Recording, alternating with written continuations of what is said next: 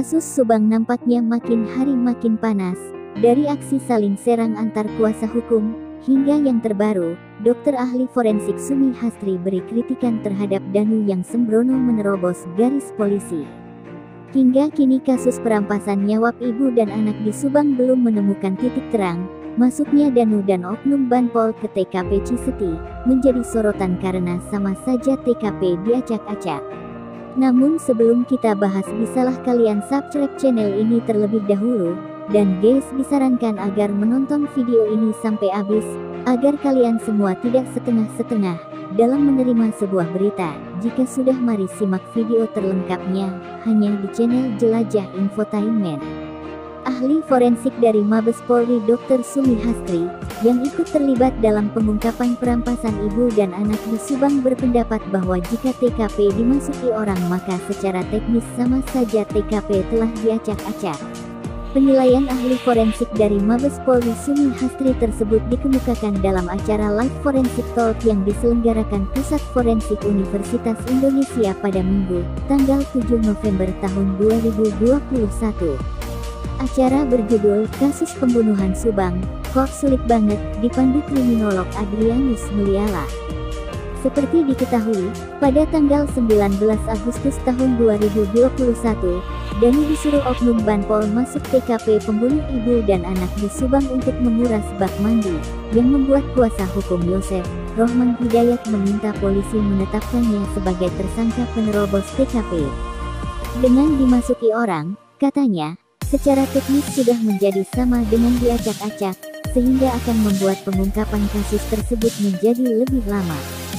Sumi Hastri Purwanti mengatakan bahwa seharusnya TKP, apalagi sudah diberi polis lain, tidak boleh seorang pun bisa masuk.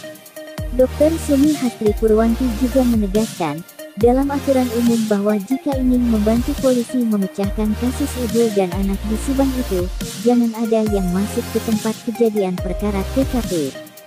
Jika TKP tidak ada orang yang memasuki, maka penyidikan akan lebih mudah. Intinya jangan berani mengacak-ngacak TKP, ujarnya.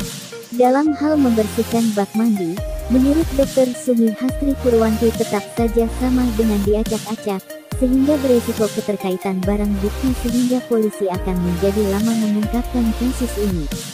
Kegiatan Danu yang disuruh Banpol di dalam TKP Ciseti tempat kasus ibu dan anak di Subang, membuat hubungan antara kuasa hukum Yosef dengan kuasa hukum Danu memanas. Kuasa hukum Yosef, Rohman Hidayat, meminta kepolisian menetapkan Danu dan Banpol sebagai tersangka menerobos garis polisi di TKP di Subang pada tanggal 19 Agustus tahun 2021 lalu.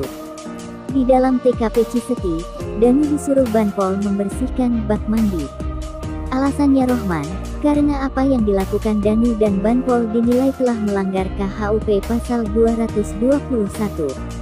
Permintaan Rohman tersebut ditanggapi kuasa hukum Danu, Ahmad Taufan, bahwa permintaan Rohman sebagai pengacara salah satu saksi kasus ini dinilai tidak elok dan tidak etis. Bahkan, Ahmad Taufan balik menyerang Rohman dengan menyatakan kalau Danu dinilai telah mengacak-acak TKP, maka menurutnya, apa yang dilakukan Yosef pada tanggal 18 Agustus tahun 2021 saat masuk ke TKP ada kemungkinan telah mengacak-acak TKP. Namun Rohman berpendapat bahwa pihaknya sejak awal memang mengakui Yosef menjadi orang pertama yang masuk ke TKP, kemudian diikuti saksi Mang Ujang dan Pak RT. Menurutnya, tidak bisa dibandingkan antara apa yang dilakukan Yosef dengan Danu, karena saat Yosef masuk, TKP belum dipasang garis polisi, sementara Danu dan Banpol masuk TKP yang masih dipasangi garis polisi. Nah, gimana tanggapan kalian? Terima kasih sudah menonton video ini, nantikan video dari Jelajah Infotainment selanjutnya.